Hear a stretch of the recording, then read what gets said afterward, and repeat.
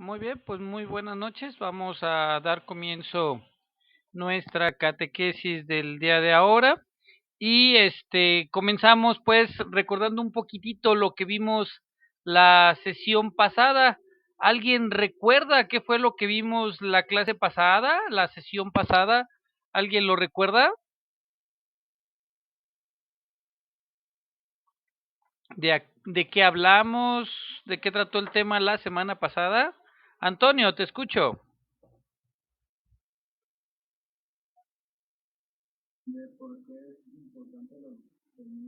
Porque perfecto, muy bien. ¿Y alguien recuerda por qué? ¿Sí, Selene?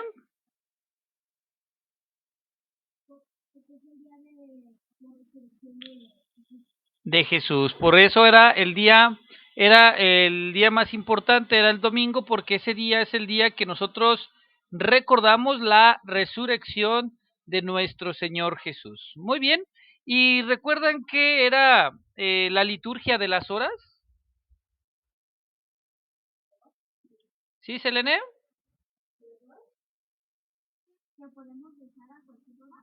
Sí, esos momentos de oración, esos momentos de encuentro con Dios a lo largo de nuestra vida y a esos momentos pues podemos llamarle oración, ¿verdad? Muy bien, ¿sí se comprometieron a hacer oración? ¿Sí hicieron oración esta semana? A ver, levanto la mano, ¿quién sí lo anotó su compromiso ahí en el catecismo y quién sí empezó a cumplir ya con su oración ya ahí escrita? Muy bien, nada más 4, perfecto. Ya esperemos que los demás, atrás de su catecismo, anótenle. Yo me comprometo a hacer oración en la mañana, en la tarde, en la noche, en algún momento, en el momento que me voy en el camión, pero es comprometernos, es un compromiso de hacer oración, de encontrarnos con Dios. Naomi, una pregunta. Eh, Tú veo que levantaste la mano, que te comprometiste a hacer oración. ¿Sí te fue más fácil el haber escrito tu compromiso para hacer oración, Naomi? ¿Sí te ayudó como un recordatorio? Brandon González, veo que también tú levantaste la mano.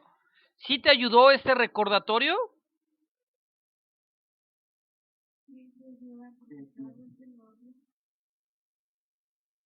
Sí ayuda, ¿verdad? Entonces, pues ahí está. Para los que todavía no comienzan con esto, pues hagámoslo, tengamos el propósito de escribirlo antes que nada y después de escribirlo, hacerlo. Muy bien, pues vamos a continuar con nuestros temas del UCAT. Hoy en los temas de UCAT vamos a ver 3 preguntas. La primera pregunta es una pregunta muy sencilla y que tiene que ver mucho con una tarea que ustedes ya hicieron, ¿sí? Y la pregunta es, ¿qué es una casa de Dios cristiana? ¿O qué es un templo de Dios cristiano? ¿Cómo es un templo de Dios para nosotros los cristianos? ¿Qué es? Selene, ¿qué es un templo? ¿Qué es un templo? Una parroquia. ¿Qué es un templo? A ver, ustedes díganme, ¿qué es un templo? A ver, ¿alguien más que nos quiera ayudar con lo que crea? No, acuérdense que aquí se vale nuestras hipótesis. Antonio, para ti, ¿qué es un templo?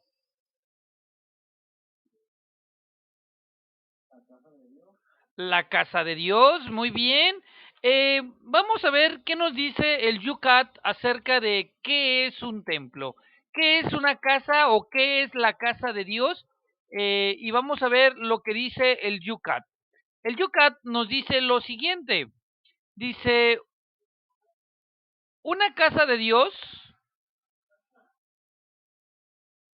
cristiana es tanto un símbolo de la comunidad eclesial de las personas de un lugar concreto como un símbolo de las moradas celestes que Dios nos tiene preparadas a todos nosotros.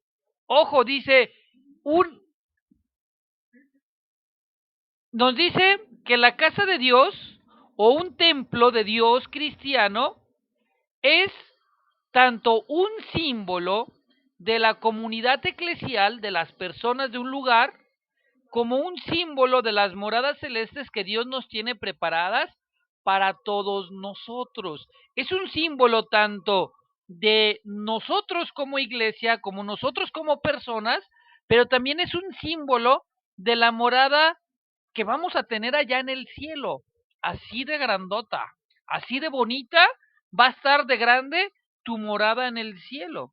Dice, nos reunimos en la casa de Dios para orar en comunidad o a solas y para celebrar los sacramentos, especialmente el de la Eucaristía. ¿Para qué nos reunimos en la casa de Dios? ¿Para qué nos reunimos en el templo? ¿Cuál es la finalidad de estarnos reuniendo nosotros en el templo? Dice aquí que nos reunimos para celebrar ¿qué? Los sacramentos. ¿Y se acuerdan qué eran los sacramentos? ¿Qué eran los sacramentos, Antonio? Los sacramentos es como la confirmación.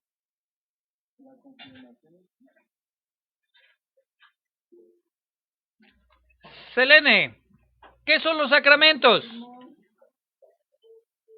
El bautismo, la confirmación, la Eucaristía, el matrimonio, la orden sacerdotal y la unción de los enfermos. Perfecto, esos son los sacramentos. ¿Y qué es un sacramento, Selene?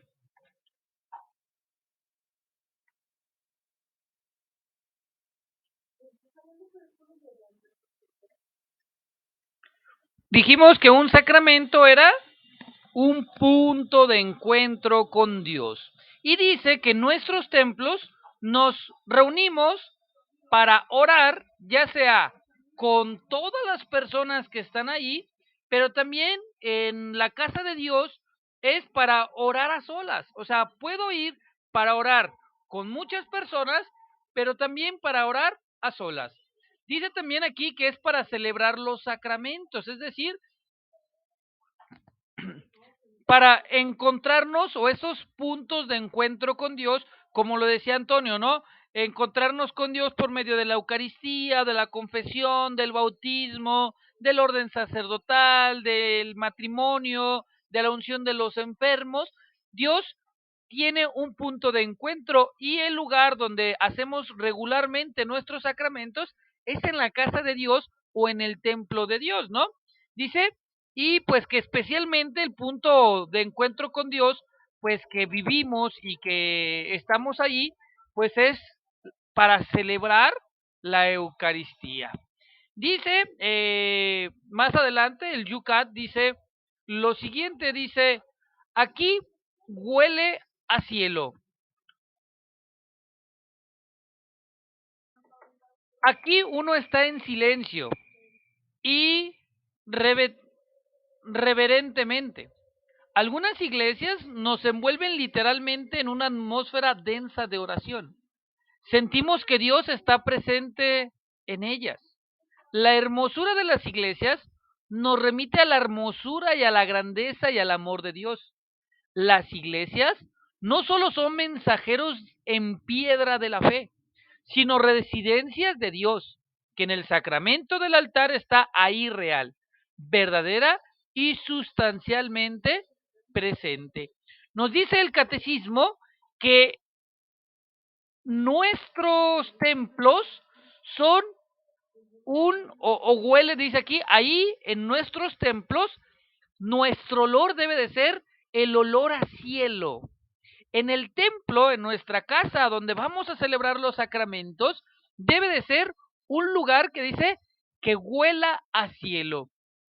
Es decir, es ahí donde uno puede estar en silencio irreverentemente, es decir, con todo respeto. Dice, algunas iglesias son capaces de envolvernos literalmente en una atmósfera densa de oración.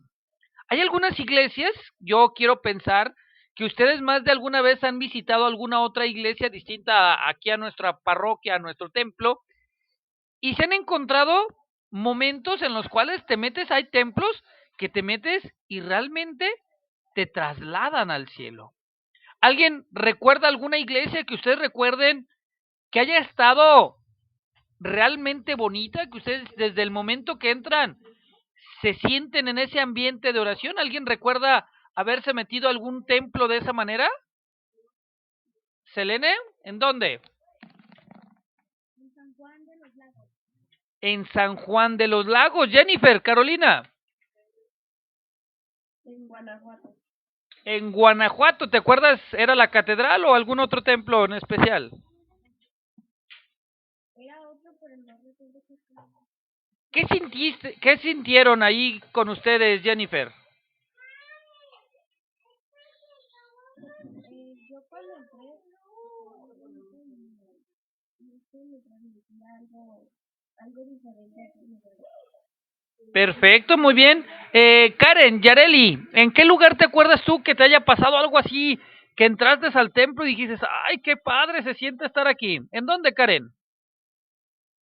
En Santa María de Atocha. ¿Aquí en el Vergel? Sí. Oh, muy bien, muy bien.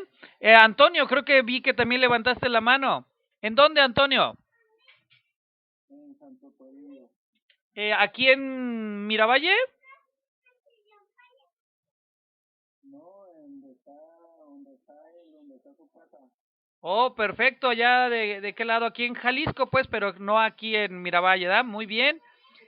Entonces, allá rumbo a Zacatecas, de aquel rumbo, ¿verdad? Perfecto, muy bien. Y Antonio, ¿tú qué recuerdas haber sentido cuando entraste a ese templo? Pues, aparte de que ya tenía mucho tiempo de que quería ir, pues la verdad sentí así como otra sensación, así como paz, tranquilidad, como cualquier templo, pero ahí sí era así como de que dijera, ah, pues es diferente a los demás. Impactante, ¿verdad? Impactante. Selene, tú cuando entraste al templo que nos acabaste de mencionar, ¿tú cómo te sentiste, Selene?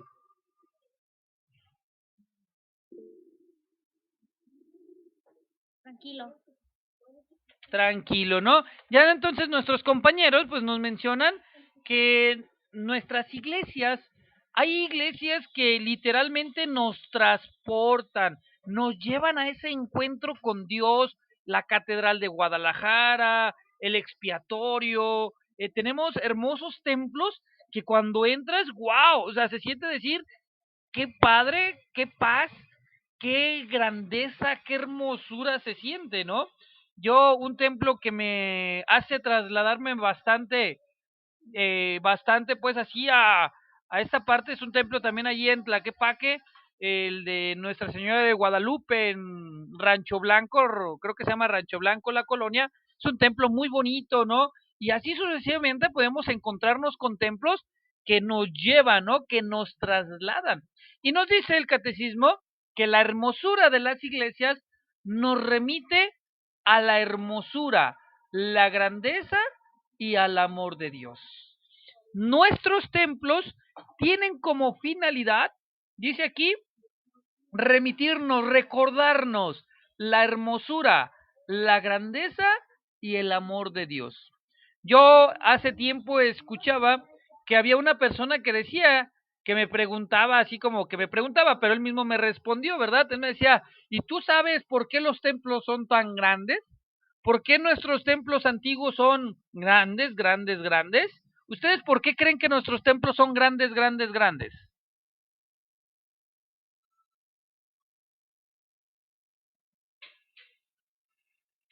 ¿Por qué se imaginan que nuestros templos antiguos, catedrales, templos que están ahí en el centro, son templos muy grandes? ¿Por qué se lo imaginan?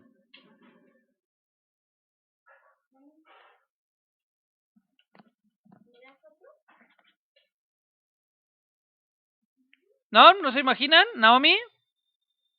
Yo digo que porque antes eran como más tenían más fe o tenían como bueno, yo me lo imagino que había como un poco de más fe y más creencia en la casa de Dios y querían abarcar mucho para que fuera grande. Me lo imagino.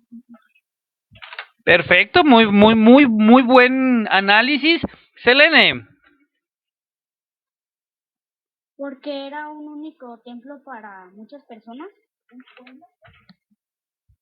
Perfecto, entonces dice Selene, ¿no? Que era para un pueblo. Naomi nos habla que nuestros templos representan también la grandeza de la fe de muchas personas y eso es algo que realmente me agrada, ¿no? Que yo creo que sí es cierto, ¿no? Nuestros templos antiguos sí reflejan la grandeza o de fe que se tenía anteriormente y si se fijan eran templos que abarcan, dice Selene, ¿no? Abarcaban muchísimo, grandes y que muchos dicen, ¿no? ¿Por qué son tan grandes? Porque nosotros solemos decirle a Jesús el Altísimo. Una de las formas en las cuales nosotros nos dirigimos a nuestro Dios es refiriéndonos a Él como el Altísimo. Es decir, Dios necesitaba, no es que Dios necesitaba, perdón, sino que nosotros al creer en un Dios altísimo, pues decíamos, es que nuestro templo debe ser un templo grande, un templo hermoso, debe ser la casa de Dios. Y entonces, como dice Naomi, pues la gente se esmeraba en que así fuera. Dice, las iglesias no solo son mensajeros en piedra de la fe, sino residencias de Dios. Dice, anteriormente se decía que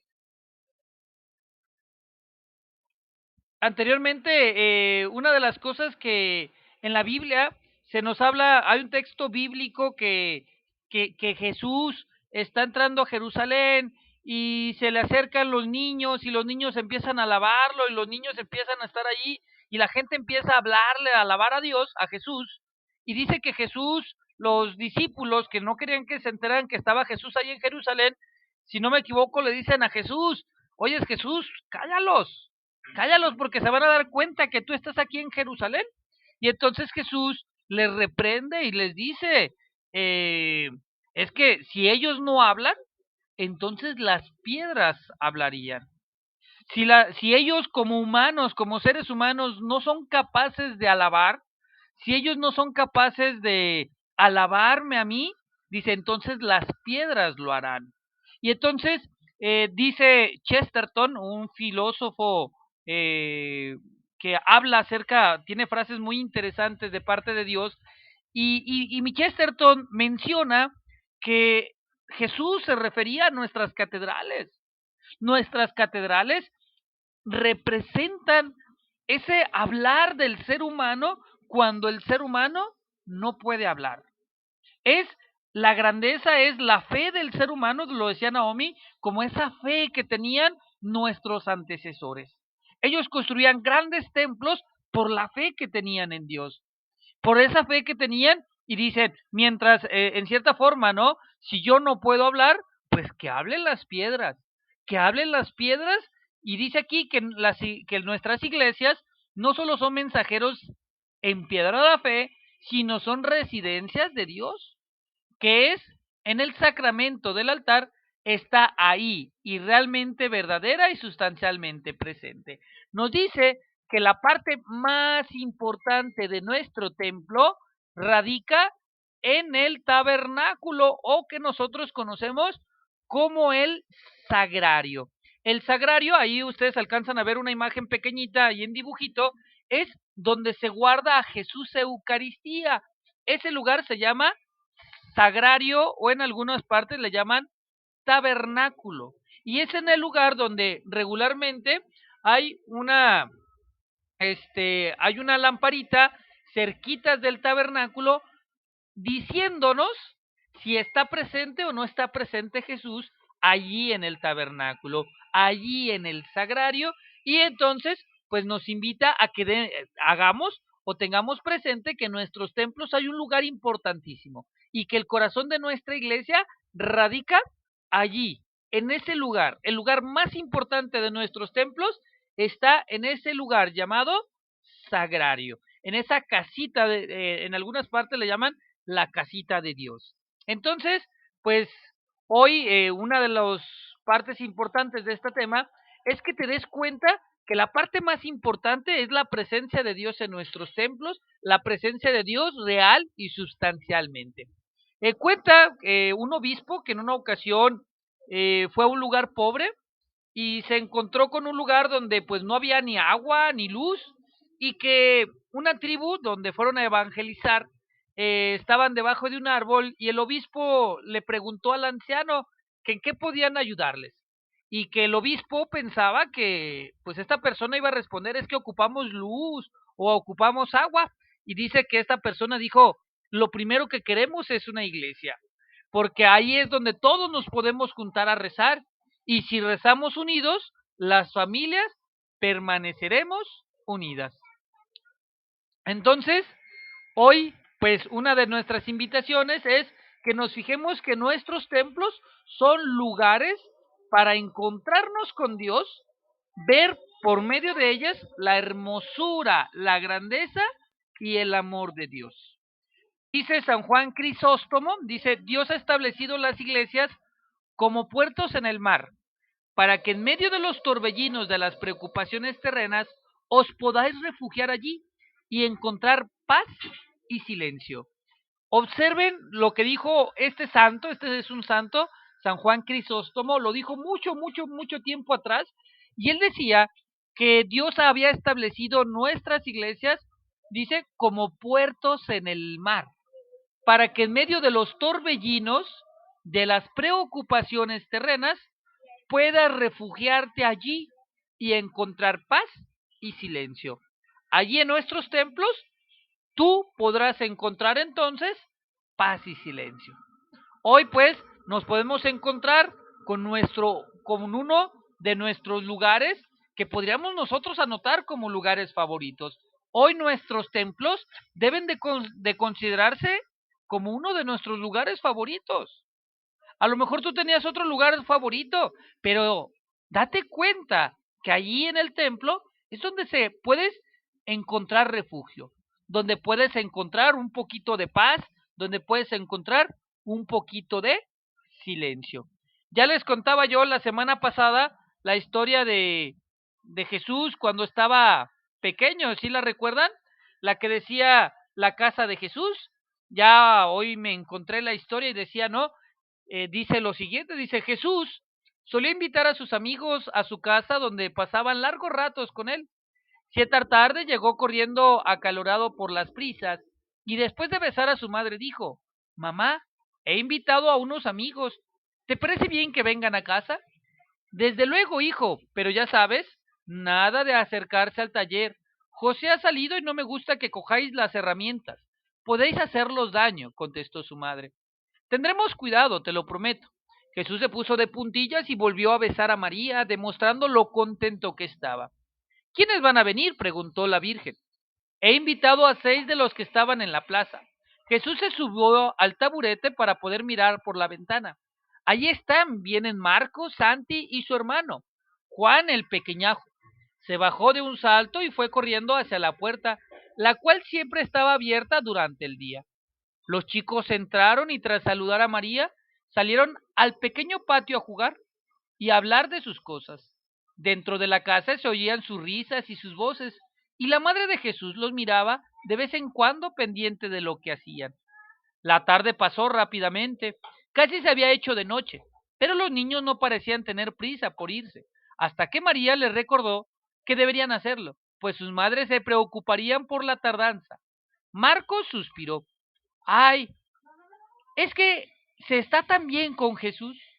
Venga, venga a casa, rió María. Ya sabéis que podéis venir siempre que os apetezca. Los chicos se despidieron con desgana sabiendo que como siempre María tenía razón. Es una pena que los demás no hayan venido. No lo puedo entender, comentó Santi mientras caminaban. Ni yo.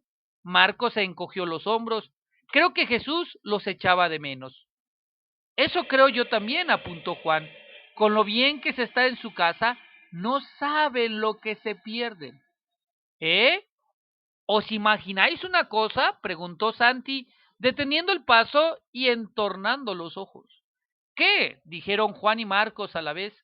Pues que Jesús tuviera muchas casas y que muchos estuvieran siempre en todas ellas para que muchos niños y niñas de todo el mundo pudieran ir a conversar con él. ¿Qué? ¿Os lo imagináis? Juan puso unos ojos redondos como platos y suspiró. Sería guay. Sí, sería genial. Y los tres niños se separaron para regresar cada cual a su casa, sin sospechar que el amor de Jesús por nosotros haría posible, años después, el sueño de Santi. Esos son nuestras iglesias. Es el lugar de encuentro, esa casa que Jesús prepara con amor, esa casa de Jesús, donde Él nos echa de manos, donde Él quiere que estemos presentes para jugar, para estar con nosotros, para estar presente con nosotros. Muy bien, pues vamos a la siguiente pregunta, que dice, ¿qué lugares litúrgicos caracterizan a un templo? Y esta tiene que ver con una actividad que hicieron hace poquito ustedes, si no me equivoco, la primera actividad que les dije que hicieran allí en su catecismo, hasta mero atrás, en la página 3 y 4, decía, ¿qué lugares caracterizan una casa de Dios o un templo de Dios? Selene, te escucho.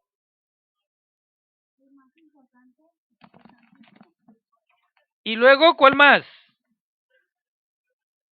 Antonio. El altar. El altar, muy bien. ¿Quién me dice otro? La silla. La cruz, la silla, muy bien. ¿Quién me dice otro? El crucifijo. El crucifijo. ¿Cuál más? El sagrario. ¿Y cuál más? Falta uno. El ambón. Ahí le faltó una N para que se la pongan, ¿sale? Se llama ambón, ¿sí? El ambón, donde es donde se suben a leer las lecturas las personas, donde se lee la Biblia. Esos son los lugares, efectivamente, los lugares que caracterizan no una casa de Dios. Si tú quieres entrar a un templo y quieres saber qué es un templo, como nosotros los católicos hemos, a lo largo de la historia, hemos cuidado que tengan todos los templos católicos o cristianos, cristianos católicos, tienen que tener estos lugares. Deben de tener un altar, deben de tener el sagrario, debe tener el crucifijo junto al altar, el ambón y la silla. Y dice aquí nuestro Yucat, dice lo siguiente, los lugares principales de una iglesia son el altar con la cruz, el tabernáculo, es decir, el lugar del Santísimo. Otro lugar importante es la sede del celebrante. Otro lugar importante es el ambón. Otro de los lugares que también nos menciona aquí que son importantes son la pila bautismal y el confesionario. También se nos menciona que son lugares importantes de encuentro o que caracterizan a nuestros templos. De hecho, una de las tareas que ustedes se llevaron era que observaran estos elementos en otros templos. ¿Y si los encontraron o no? Levante la mano quien sí los encontró en otro lugar, esos mismos elementos en otro lugar. Eso, muy bien, dice Kevin que él sí, Jennifer también, Selene dice que él sí encontró estos elementos en el otro templo, Antonio Ayala dice que él también sí encontró, Brandon, muy bien, dice que él también hizo la tarea y que sí encontró estos elementos en los otros templos. ¿A dónde fue? Monse dice también, yo también, muy bien, perfecto, muy bien, gracias, qué bueno, ya me di cuenta quién ya hizo la tarea y quién no. No se crean, pero qué bueno que ya se hayan dado cuenta entonces que estos lugares son los lugares importantes. Y dice aquí nuestro Yucat, dice, el altar es el centro de la iglesia. Sobre él se hace presente el sacrificio de la cruz y la resurrección de Jesús en la celebración eucarística. Es también la mesa a la que es invitado al pueblo de Dios. El tabernáculo es una especie de caja fuerte sagrada, alberca en un lugar lo más digno posible y destacado de la iglesia. El pan eucarístico, en el que está presente el mismo Señor, La lamparilla del sagrario señala que el tabernáculo está habitado. Si no está encendida es que el tabernáculo está vacío. La sede elevada, en latín cátedra, del obispo o del sacerdote, debe indicar que es, en definitiva, Cristo quien preside a la comunidad. El ambón, del griego anabainem, ascender, el atril para la lectura y la palabra de Dios, debe de permitir reconocer el valor y la dignidad de las lecturas bíblicas como palabra de Dios vivo. En la pila bautismal se bautiza y la pila de agua bendita debe recordarnos nuestras promesas bautismales. El confesionario o sala penitencial está para poder reconocer la culpa y recibir el perdón. Entonces, aquí se nos habló entonces de 5 lugares específicamente importantes, pero de entre estos 3 destacan 4, podemos decir, ¿no? Uno que es el corazón, ya dijimos, el corazón del templo es el sagrario, donde está la lamparita encendida ahí, ese es el sagrario, esa es la parte más importante del templo, ¿eh? La parte más importante del templo es el sagrario. Eso nos debe de quedar claro a todos nosotros los católicos. Después, arriba en el presbiterio se le llama el escaloncito que está por encima. ¿Se fijan? Que todos los templos tienen como un lugar más alto. A ese se le llama presbiterio. Y ese lugar, que es el lugar más alto, tiene 3 partes que son importantísimas, porque nos recuerdan o nos deben de recordar a Jesús. Ojo, 3 lugares nos deben de recordar a Jesús, aparte del sagrario. Una es el altar, ese regularmente está a la mitad. Ahí la mesita del pan, donde se celebra el pan para nosotros, el punto de encuentro para nosotros, nos debe de recordar a Jesús sacerdote, a Jesús que ofrece por nosotros. Después tenemos el ambón, nos debe de recordar a Jesús profeta, a un Jesús que nos habla, a Jesús que está ahí para ayudarnos, para hablarnos, para darnos su mensaje. Es donde se suben a leer las lecturas. Y el otro lugar importante en el presbiterio es la sede. Es el lugar donde se sienta el sacerdote o el obispo. Y este sede se llama así la silla, esa silla que nosotros vemos en el templo, se llama sede. Y nos recuerda o nos debe de recordar a Cristo Rey. Un Cristo Rey que está al pendiente de su pueblo. Entonces, 3 lugares importantes en el templo. ¿Quién nos los recuerda? Entonces, ¿cuáles son? ¿Cuáles dijimos que eran los 3 lugares importantes en el presbiterio? Antonio. El altar, la silla y el ambón. Perfecto. Esos 3 lugares nos deben de recordar a Jesús sacerdote, a Jesús profeta y a Jesús rey. Estos 3 lugares son 3 lugares importantísimos y que debemos de tomar en cuenta nosotros cada vez que vayamos a misa. Muy bien, vamos a la siguiente pregunta. La siguiente pregunta es, ¿puede la iglesia cambiar o renovar también la liturgia? ¿Se acuerdan que la liturgia son, pues, ese lugar, ese encuentro, aquellos preparativos para encontrarnos con Dios? Y dice el Yucat, dice lo siguiente, dice, hay elementos modificables e invariables en la liturgia.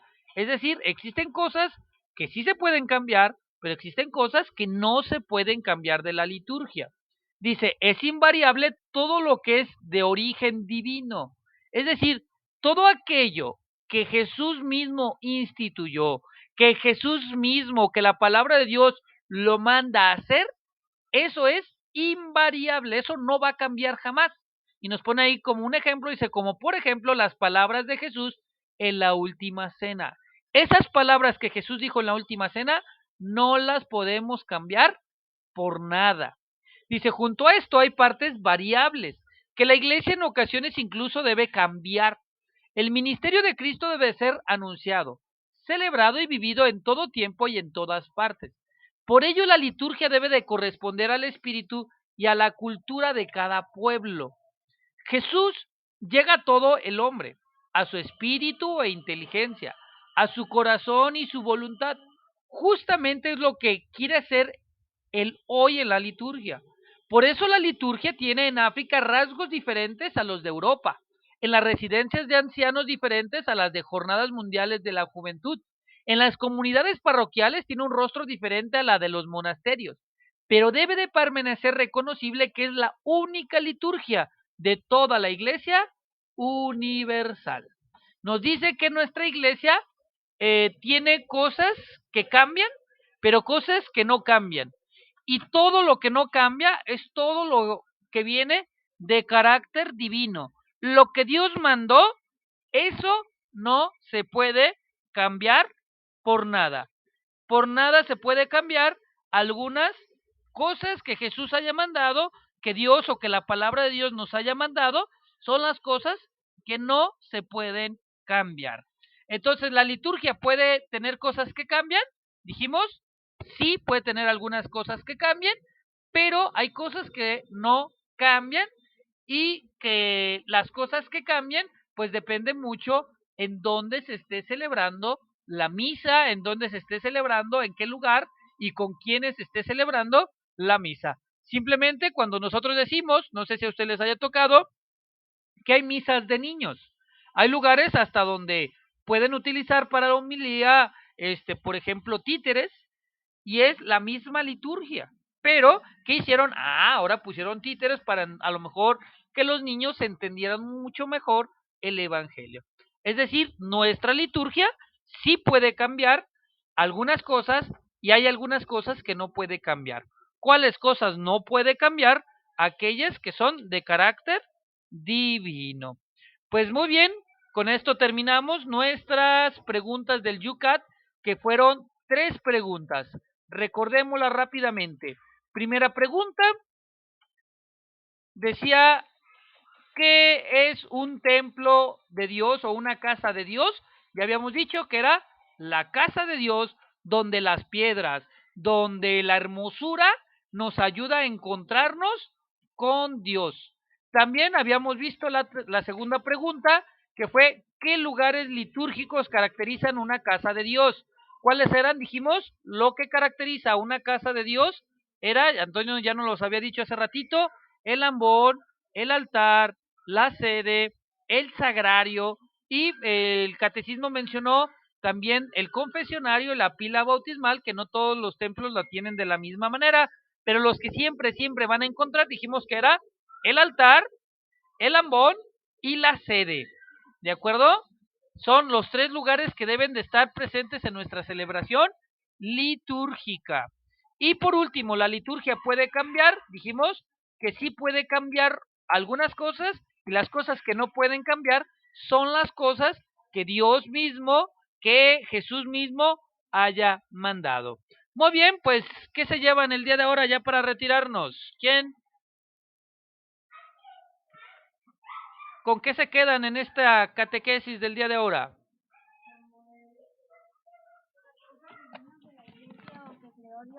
No se puede cambiar. Perfecto, muy bien. ¿Con qué se llevan el día de ahora en su catequesis? ¿De qué hablamos hoy y que se acuerden todavía, Antonio?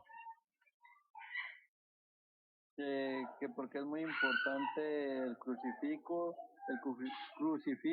el ambón y la sede. Muy bien, gracias. ¿Alguien más que nos quiera compartir qué aprendió el día de ahora?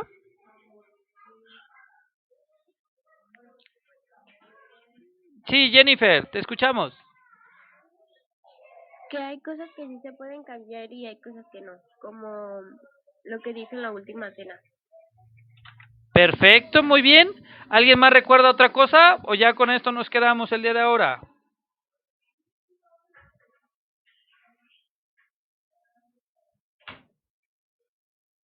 Muy bien, pues vamos a dar entonces término a nuestra catequesis el día de ahora, recordándoles a las personas que van a ver diferido este tema, que lo estamos guardando en YouTube, pues que no se les olvide pues darle like al video, ¿verdad? Como los youtubers, ¿verdad?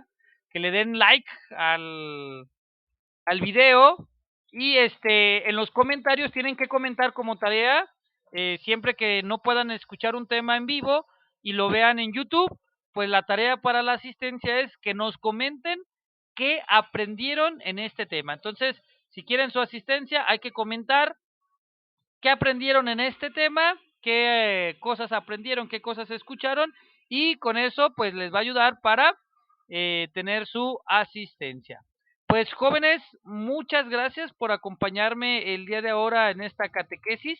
Los invito que antes de que se retiren, pues ya saben, hay que poner su nombre completo para tomarles la asistencia. Y sí, ya vi que algunos ya vieron el video, de todas maneras ahí queda para la asistencia. Como una última indicación, hay que colorear páginas 7, 8, 9, 8, 9 y... A ver, 7, 8, 9 y 10, ¿de acuerdo? Les voy a pedir, por favor, que lean en su catecismo, estamos en la parte de la misa, como tarea, que lean la 7, la 8, la 9 y la 10.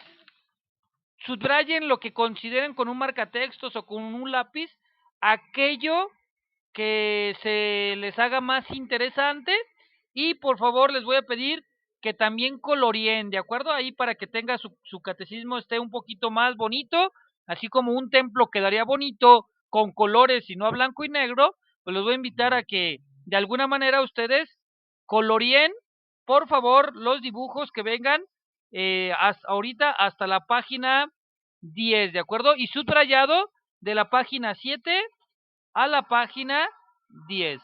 La próxima clase les pregunto de qué trató, ¿de acuerdo?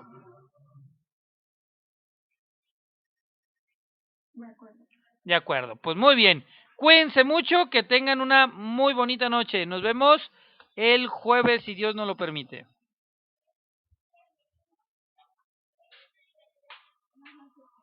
Buenas noches.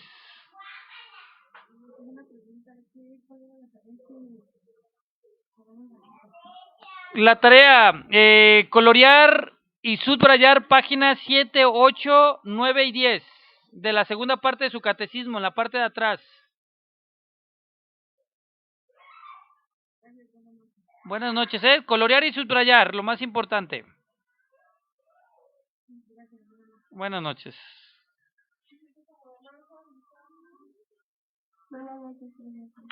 Buenas noches.